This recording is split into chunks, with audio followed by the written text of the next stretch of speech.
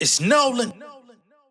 Now, before we get started, make sure y'all hitting that like button. Make sure y'all sharing it on your respective platforms. Let somebody know what we're doing today.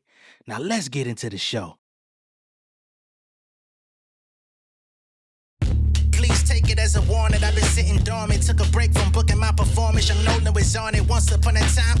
Open my destinations. Used to check the rhyme. Q-tip in the ear. Let me say this clear so you fuck niggas hit me. You niggas suck. You ain't near me. I'm making bucks so I could duck the inquiries. My flow the truth. I can't trust in your theories. These rappers lying now. 6 million ways to demise. We got them dying out. Crying out. What is it your life about? Sincerely, I've been dedicated. Building reputations. Rising expectations. Look at me. Fighting my temptations. I've been serenaded plentifully. My imagery lyrically made with symmetry. I've been hard, killing niggas out the family tree. I feel like Benoit, used to educate them at them seminars. Now it's all about me, shining when I'm grinding. I take my talents to South Beach, they voluntary mouthpiece. I turn it down when I turn around to be flirting for surface, buffing my crown. Bitch, I'm good on my own. I got a wife and a son in my home, so get used to rejection. If any niggas say my name, hope you use protection. I cross niggas for the fun of it. Who's the pedestrian? Burn your canals just to get to the root of my questions. Oh no, LeBron body, I'm all-star. Hard body like porn star body and all y'all. Airplane on my phone calls, fuck all the small talk. Press a button, your life rerouted like it's the OnStar.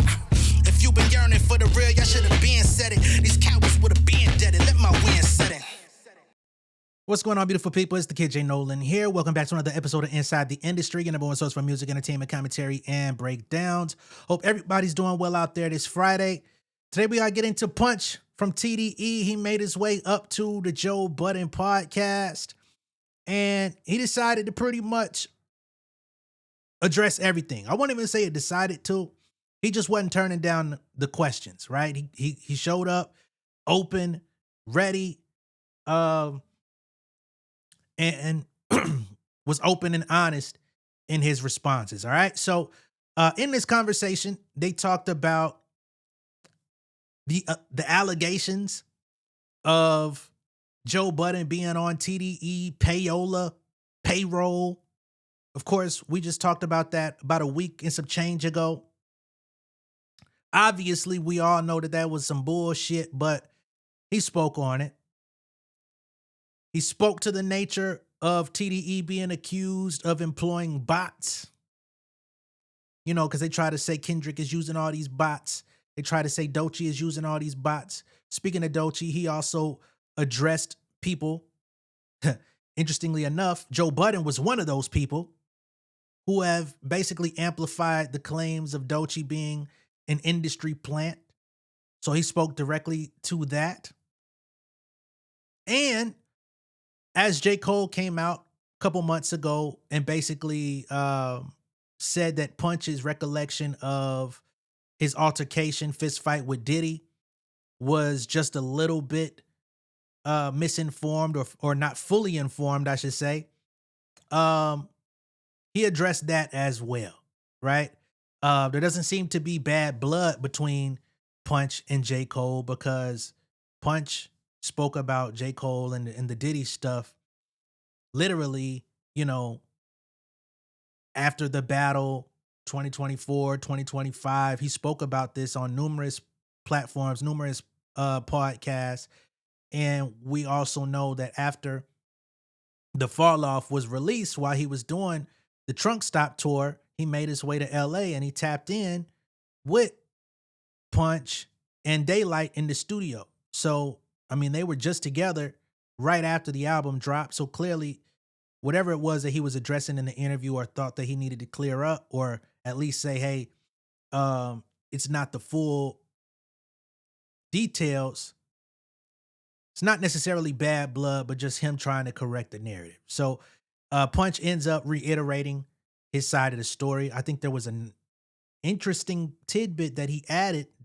I don't know if he went in detail about it, but now he's saying that Drake was also at this party. I have heard nobody else say that Drake was at this same party where all of this erupted. That is another detail, a very important detail that I've never heard disclosed before. Now that I've given you a rundown of what to expect in this video, I'm going to go ahead and play some of these audio clips of Punch on the Joe Budden podcast. I'm not going to play the entire interview. Number one, I can't even play the video because it'll get claimed on YouTube. and number two, it's on Patreon. So of course, that's a paid membership situation. So I'm not gonna play their whole podcast over here. Just gonna react to the most important pieces. All right, let's get to it. So first up, let's get to the allegations of Joe Budden being on payroll for TDE. Yo, Punch, can I ask you a question? Absolutely. How much Joe costs? Oh man, that's private, bro. What's the ticket on That's Joe? between us. That's really why I'm up here. I'm checking on my investment. Making sure I get an ROI. Making sure everything is right. Yeah, Punch, they say they do you see them say that about me? I did. Do you see when they say that? Absolutely. You don't clear it up neither. Absolutely not. We gotta let that one rock. Oh man, how you feel? You know what time it is next week. You know What's going on next week? Ice. That's why you're here today, to make sure that we hyping it up. Y'all gonna dance or what? You know what time it is. Iceman is next week. That's Are right. you gonna be outside? Who? You. I ain't never went in the house. Spicy. Nigga, what the fuck is you talking about? All right. Well, you gonna be listening? Yeah, if I get around to it. Okay, if I get around to it. Let's see what's happening. He's busy, man. Yeah. He got shit to do. He can't just listen to everything. Not Yeah, everything. if he finds some time. Yeah. Right. Maybe. I mean, I love music though. I'm a student of the game, so I want to hear what everybody doing. Oh yeah, you gonna hear what Iceman got to say. Yeah, definitely hear it. Yeah, we ain't talking about what everybody doing. Yo, we so phony, yo. We phony as fuck, yo. Why? Why we phony? Cause like we was up here going crazy when Kendrick was going For free. Yeah.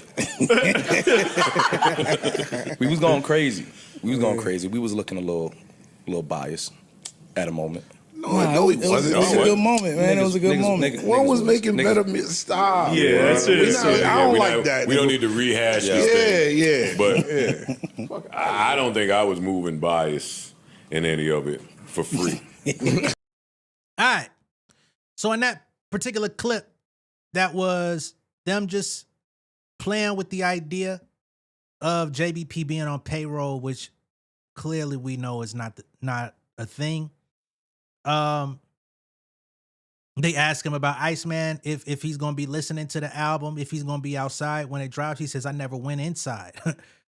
Who would have made me feel like I shouldn't be outside? You know what I mean? But he said he'll get to it, if he gets a chance, right? So of course they trying to play into this whole, the continuation of the beef, and is he gonna be throwing shots on the album and all of this different type of stuff, which it's obvious there's gonna be shots on the album. It's painfully obvious there's gonna be shots on the album. It's gonna cause a stir. It's gonna cause conversation. We're gonna have to talk about it. It is what it is.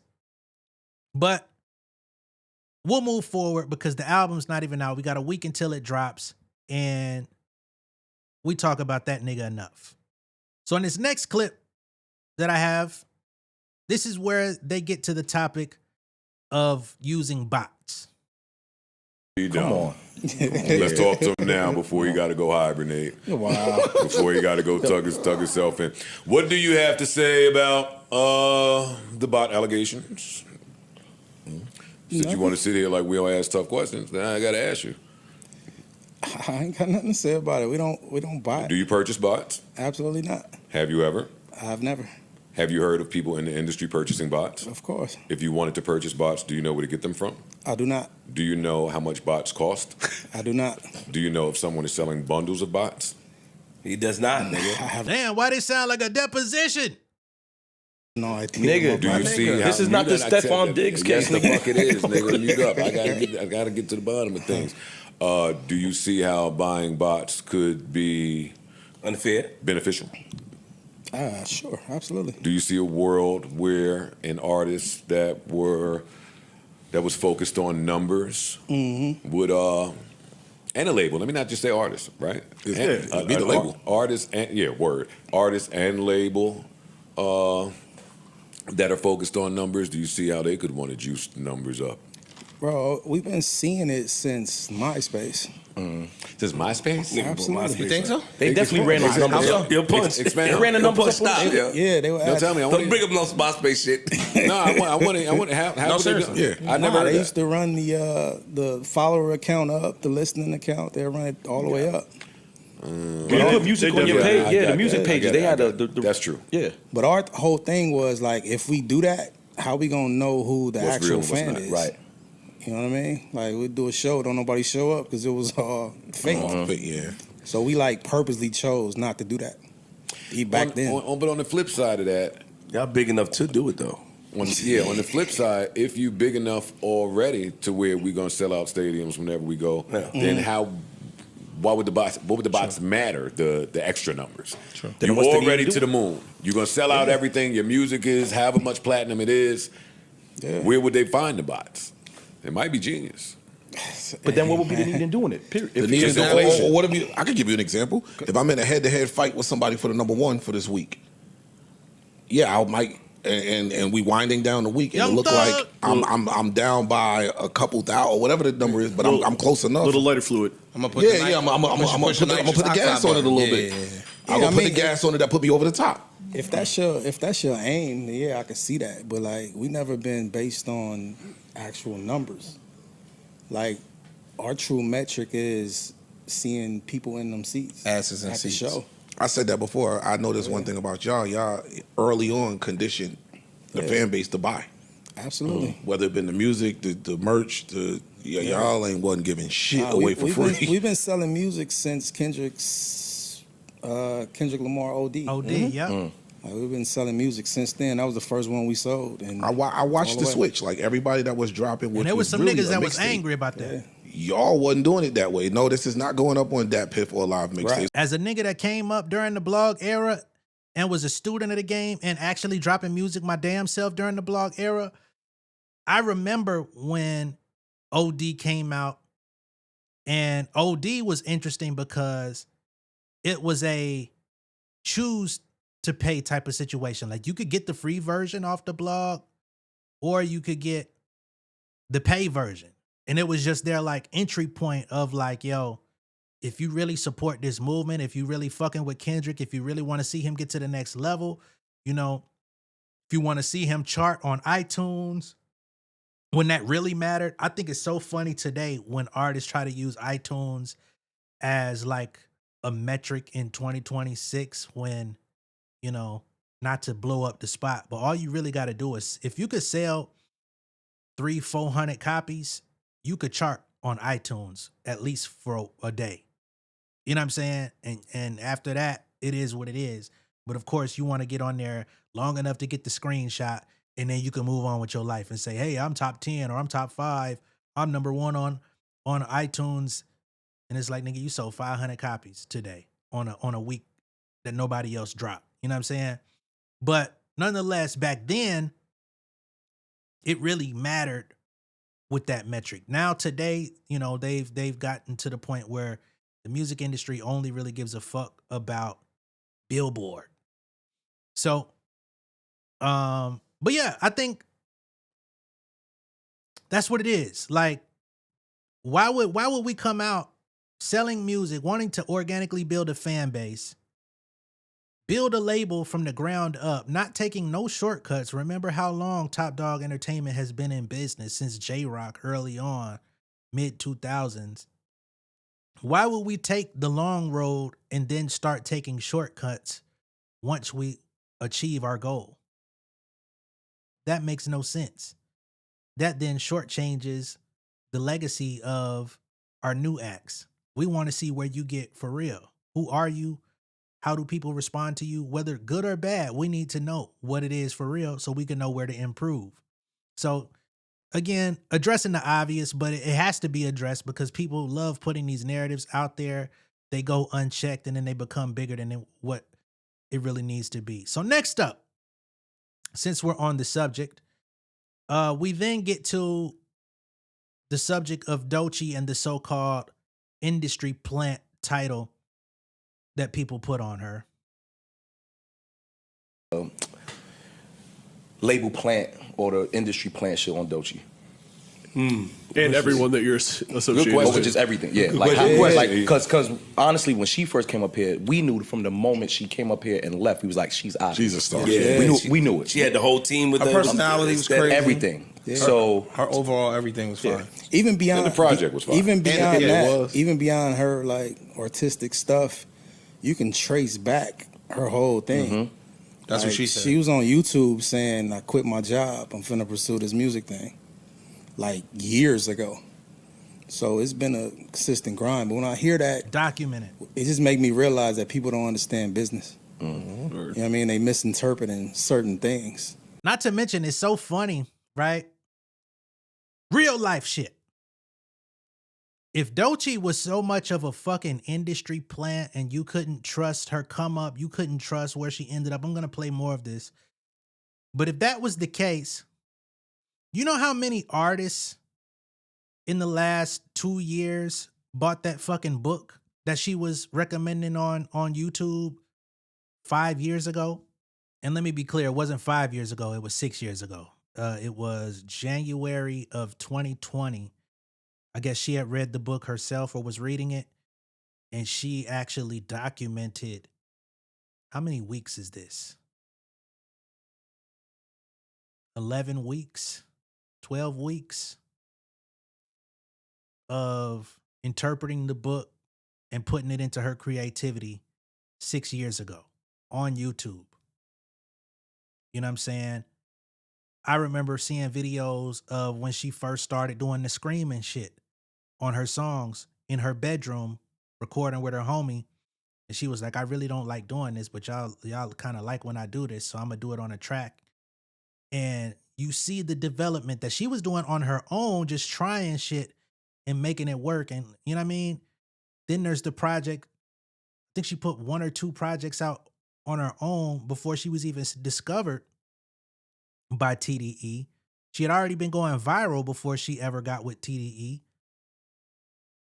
I think one of the viral songs is one of the reasons she even got put on their radar at TDE. You know what I'm saying?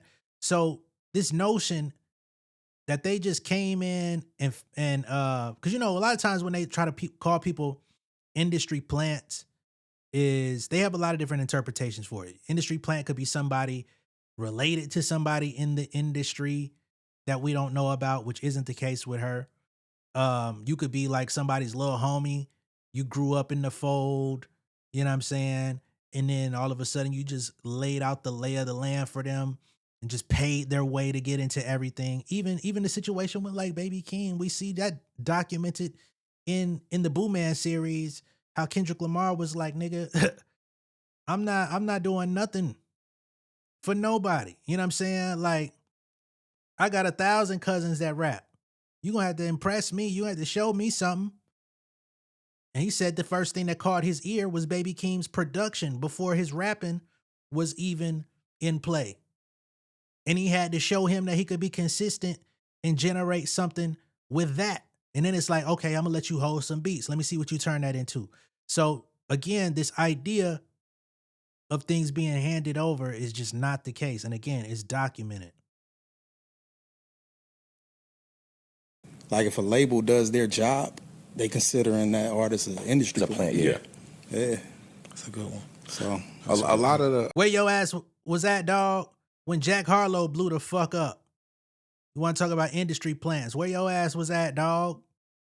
Now you see what he done turned into. He done turned into Black Harlow in front of our eyes. This nigga want to look like Common from 1999. But where your ass was at when y'all was first class on that bullshit? When he came out talking about, I'm vanilla, baby. Y'all niggas was riding with that shit. But then want to call this black woman who worked her ass off an industry plant. Y'all crazy. artists. Hold up, didn't you say something about she was a plant up here or something? That's what Yeah, the let's fans get was to saying? it. Get that nigga. Oh yeah, get that nigga. Yeah. Remember You fake said ass? You said that shit. Yep, You episode said it like 3 times. episode too, nigga. 897. And you tweeted about it. Yeah, 897. Man, if y'all could see the look on this nigga Joe face as he got called out, he was like, I said that. Yeah, nigga, you said that. It was the top of the year. It was around the same time Aiden Ross dumbass got called out. Yes, sir. 897, 895. And DJ Miss Milan checked your dumb ass about it, and you got in her comments talking about some we gon' see. Damn near like you was threatening her. That's Doechii DJ. Fuck ning. You say something about that too? What did I say? It ain't gonna be too many more times that you all talking to me like that. Yeah, nigga, we ain't forgot. Yeah, nigga, we got the fouls. She's I remember. Something similar. Something like that. Oh, if you let me know what I said, I can answer to it. I ain't talking no smoke. Try to remember. Yeah, remember. You said it. Okay, he ain't gonna find it. I don't know that. Look at. I want to Erickson to find it. Erickson find it. Off my vague memory, I think I was saying I understand why some people would say that. Right. I don't think I was on that side because I understand how business works. I think I even said that in the conversation. Firm. No, that's not what you said. All right, well, when we find what we said, I'm into it. I ain't ducking no smoke. All right, I ain't ducking. I hope they actually did find it in the episode so he could address that shit directly, because, nigga, you definitely copping a little bit of please, homie. And last but certainly not least, we're going to get to the whole J. Cole scenario where Punch addresses this once more about what he witnessed after Control came out, MTV Awards was coming, and niggas was in their feelings. Yeah. J. Cole called you a liar. I seen it. I don't think that's what he said, but He said you didn't see everything. Oh, it's possible to be right there and not have the full view of things. To that, you say what? Hey, clip this up. what I say is, I mean, we've seen it from different perspectives. So if you're seeing it from the bottom of the dog pile as opposed to on the side, it might be a little different. Different angle. Might be a different Bottom angle. of the dog pile is crazy. So I get, you know what I mean? Niggas is good. What's being said. Seeing it from the bottom of the dog pile is fucking crazy. Cause damn, a dog pile consists of at least 2 to 3 or more. Now I know it was Diddy. I know it was allegedly Emery who came in.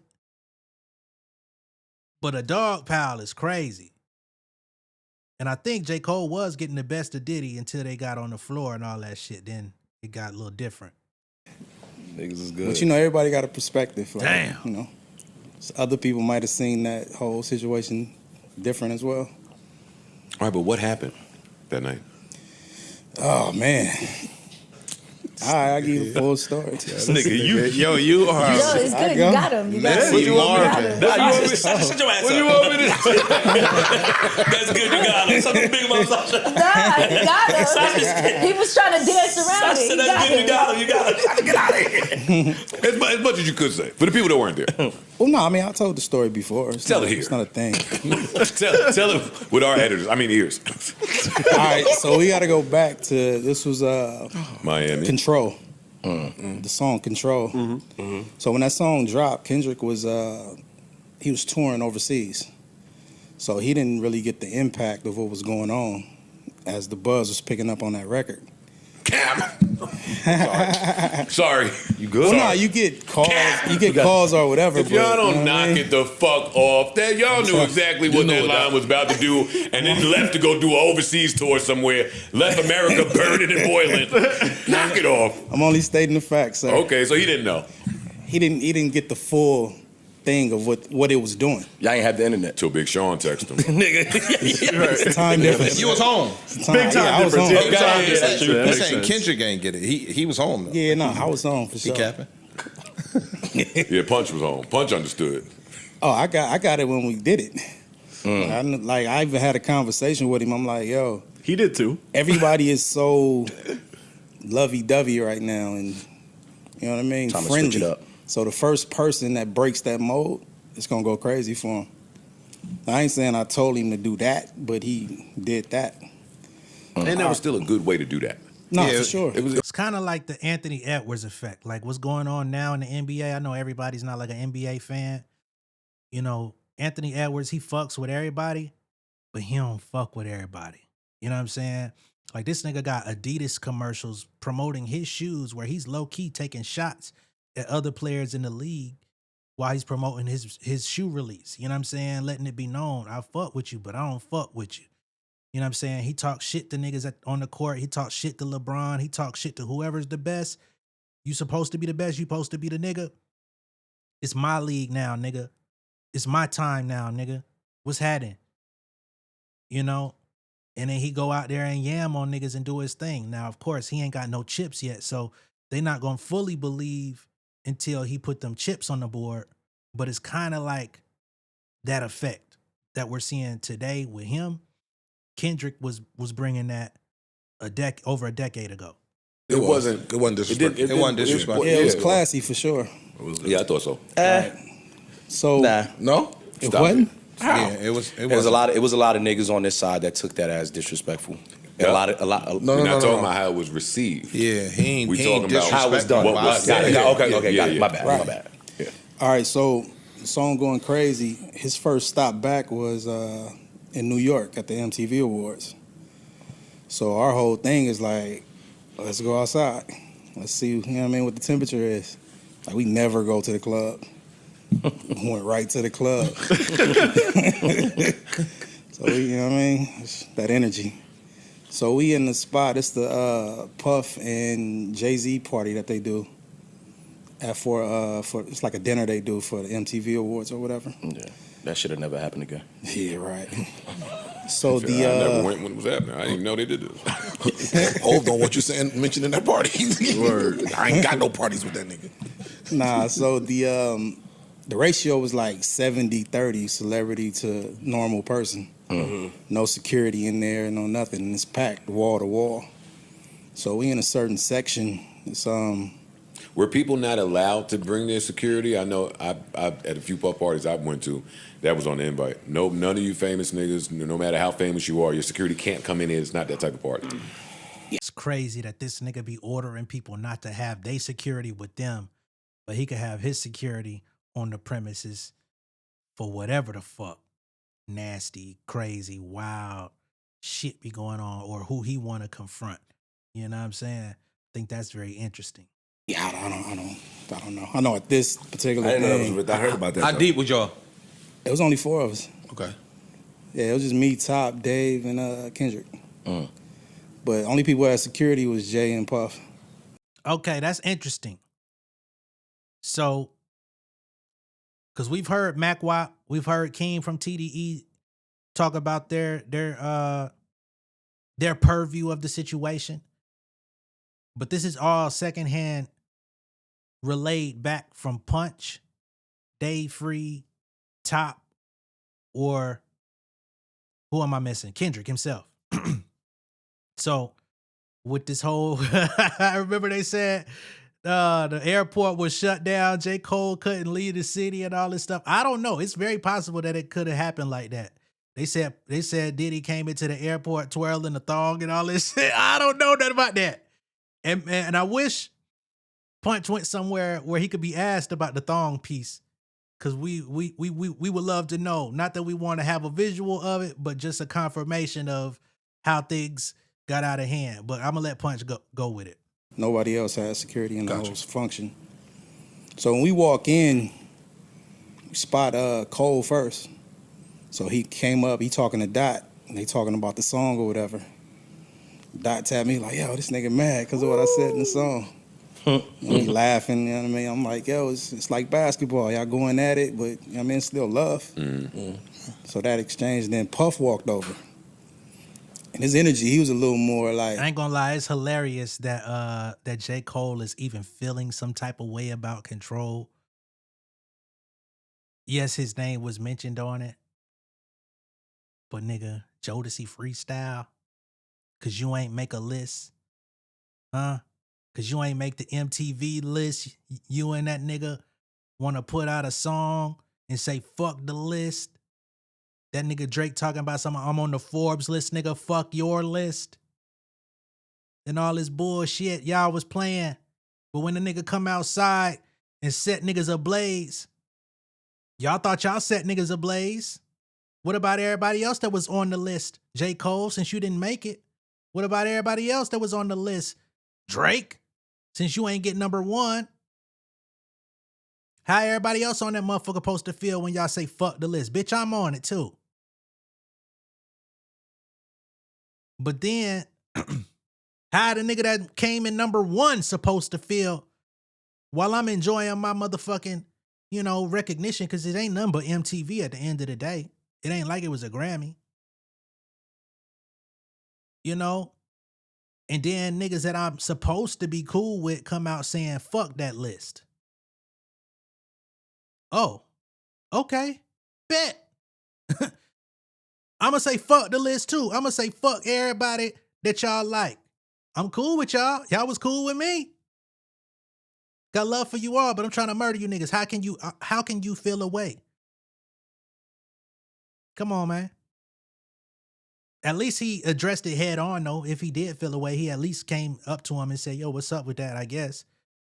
Unlike Drake. Something was wrong. Turn. Yeah. So he started talking to Cole and Dot at the same time, like, yo, it's good for the sport, it's competitive, y'all need to go at it, but keep it on wax or whatever. Not knowing they had gotten a spat before we got there. They got in a little argument first, from what I heard. Cole and Puff. Cole and Puff. Okay. Right? So that's everything chill now, and we go sit in the section. So Cole's sitting up on the back of the couch. Puff walked up again. And they exchanged more words. You know what I mean? Cole missed the cues. Right. He missed the cues. Once in North Carolina, just chilling. So here and there, just shooting hoops. from that point, like, I think Puff reached up. And that's when the little tussle went back and forth. They fell on the tables, knocked all the alcohol off. It's a big scuffle now. Everybody, like, crowded in. They rolled Cole out of there. They cleaned the table in like 60 seconds. You ain't know nothing happened. Damn. So Puff went and tried to pop it on him. That's a good party to get smacked in. Or Yeah, I mean, when nobody finds whatever out. they said in that argument, like, it was intense before we got there. So You think Cole said some slick shit? I don't to think Puff? Cole said some shit. Yeah. I don't think so. I think Cole responded in a slick way. Like Puff was over there saying whatever. We know and the Cole history responded. of Puff. Cole. there's a little alcohol flowing around too, for sure. Yeah. So I hate when niggas be playing dumb. Everybody knows Puff why are y'all calling this nigga Puff? This nigga Diddy walks around like he owns the building. Whether he owns the building or doesn't, whether he's renting the building or doesn't, whether he just walked inside. This is a man who threw a motherfucking weight at his son's head coach because he wasn't getting minutes on the field. Okay? Yeah, that nigga was talking greasy. The nigga spacked the shit out of Drake allegedly over a beat. 0 to 100, nigga, real quick. He escalated it real quick, nigga. And that was around damn near the same time. So just imagine how he was popping it on J. Cole in New York, no less. You know what I'm saying? They handed the keys over to that nigga like he owned the fucking town, like he was the mayor or some shit, the governor. He was definitely getting at that nigga. Like, yo, y'all niggas. I mean, the fact that Diddy would tell anybody they need to go at it on wax when the last nigga that he was around that went at it on wax got murdered, allegedly sanctioned by him, is diabolical. Right?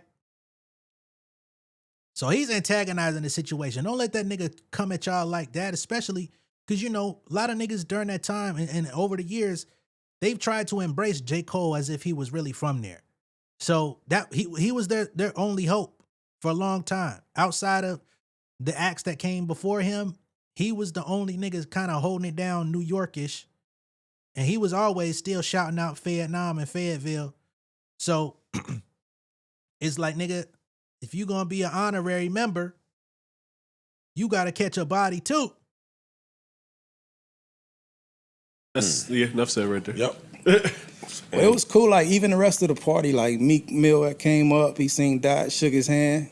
Like, yeah, I gotta get you back. Yeah, for sure. Wait, who said that? Meek Mill. He's mentioned him in the record too. Stop. And one thing about Meek that I didn't like is he used to try to play Kendrick like he was one of them weirdo rappers. You know what I'm saying? He always tried to act like he was like a backpack nigga, even though they had songs together. And it's like, bro, what's that? What's up with that? I'm the streets. I'm one of the only real street rappers. Meek Mill. I fuck with you. You dope. I would love to see you still putting numbers on the board today, but look at where you've ended up, brother. You out here tweeting about who could read your contract. He said his name in the verse. Meek at that moment is and this is rocking, 20 Stop. 12? He can come up this and is say 2012 Meek we talking about. Stop. Just chill. 2013. Yeah. Yeah. What you want to say? Go ahead. Stop. Go ahead. No, because it sounds like it's all jovial vibes. It is. So jovial vibes, it don't matter what rappers go, yo, I heard that shit, like it's fun. So it's fun. And that's what it was. Drake was there that night too. I need more details on that piece. Nah. He had to sit at the end of the thing from where everybody was at. By himself. Yeah, to keep y'all safe. Yeah, right. He had to sit at the end of the thing away from everybody else. What the fuck is that? They had him in the spot looking like the Take Care album cover. What the hell? Right? Yeah, that's right. They didn't even want to be close. Yeah, let them have that side before I go risk my life. Shut this whole shit down, nigga, right now. Too funny. Yo, I'm so immature. I'm too immature for this. I didn't want Punch to sit down here and us talk to him. I didn't. But then I remember what next week is. I was like, okay, that would be dumb. Come on.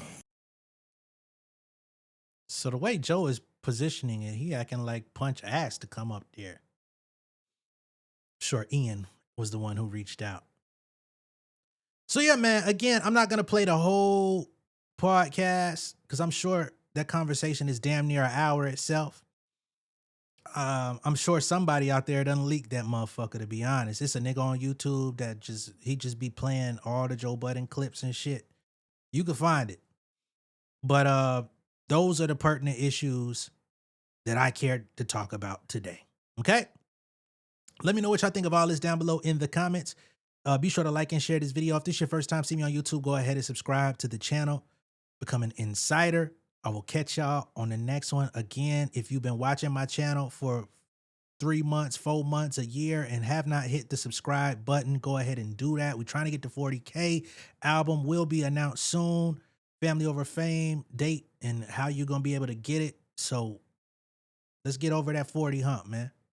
Peace.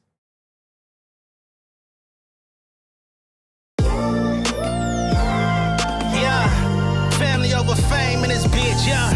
The glory of living righteous is setting in. My street knowledge and education's a perfect blend. Young mogul, independent, I've been setting trends. The first one from my family to be faithfully wed.